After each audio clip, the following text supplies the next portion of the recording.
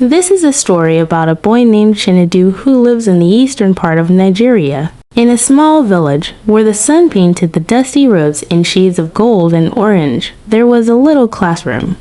The walls were made of mud, but inside, the brightest light was a boy named Chinedu. His hand was always the first to fly up, his voice clear and confident as he answered questions that left other children scratching their heads.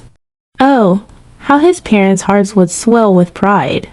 They would watch him from the doorway, their faces filled with worry and love. "He has a special mind, this one," his father would whisper to his mother.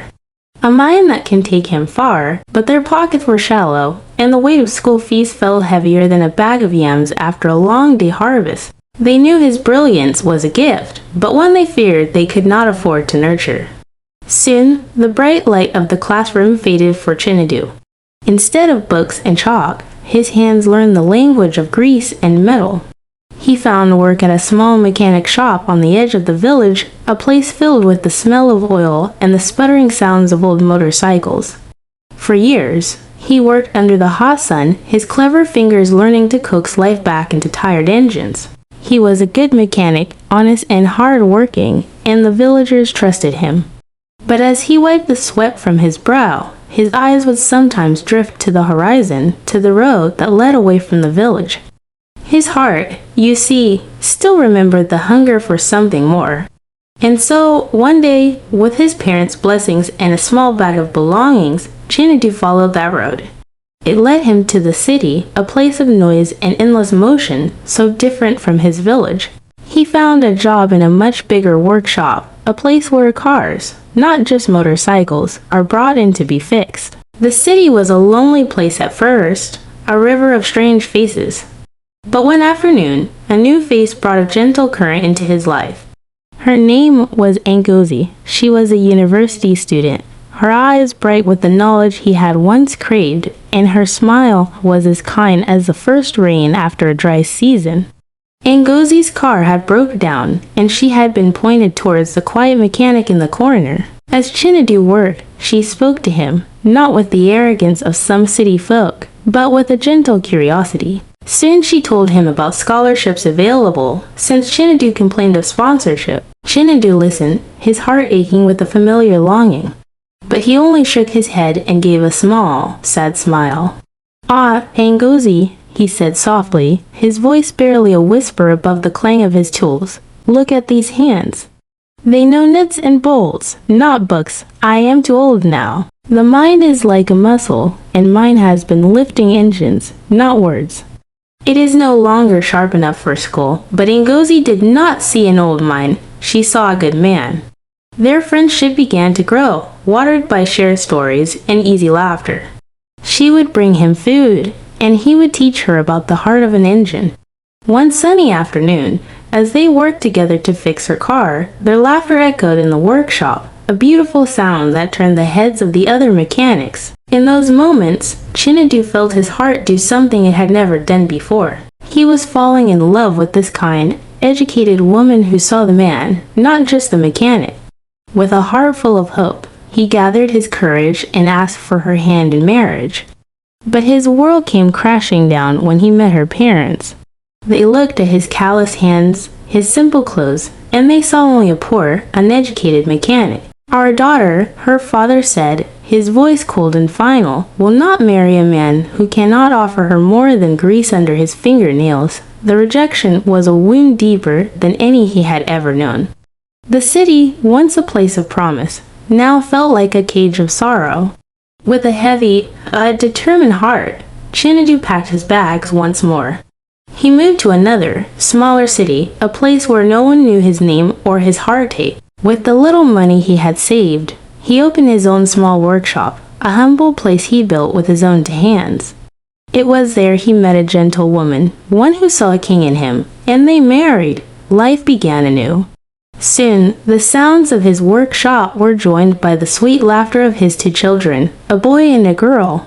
Holding them in his arms, Chinedu made a silent promise. "You will have what I could not," he whispered to them. "Your hands will hold books.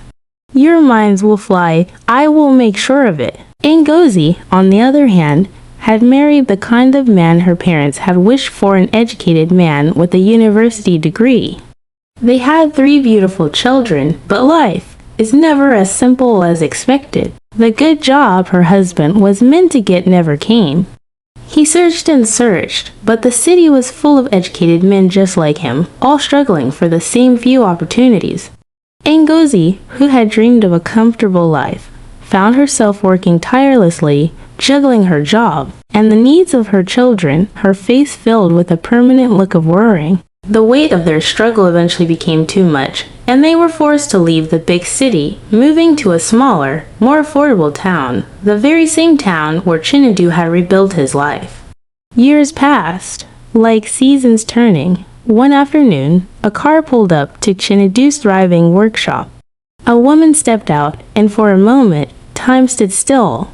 It was Ngozi. Her face was thinner, the bright light in her eyes a little dimmer, but it was her. Her husband's car had broken down. As Chinedu lifted the bonnet, a quiet smile played on his lips. It was not a smile of victory, but of peace. His workshop was modest, but it was his.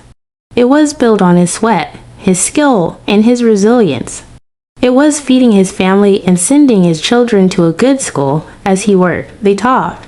Ngozi looked around at the orderly workshop, at the calm, confident way Chinedu commanded his space.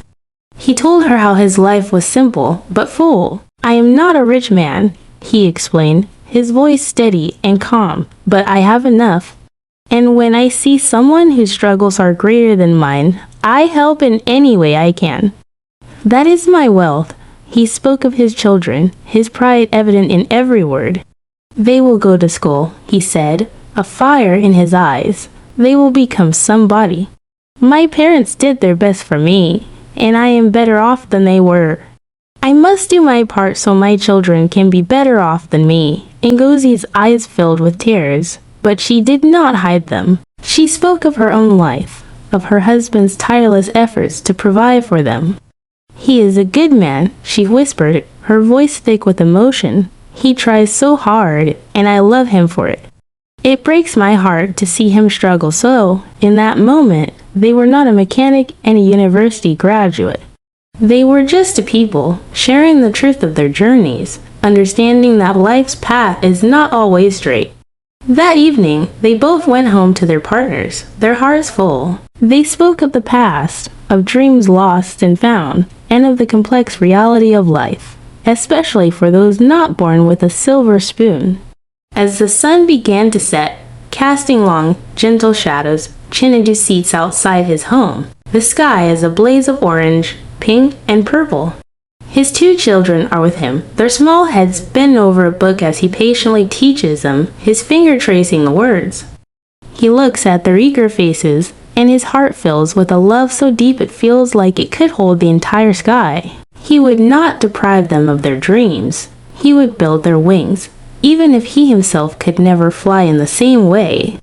Success isn't about what you couldn't become, it's about what you chose to build with what you had.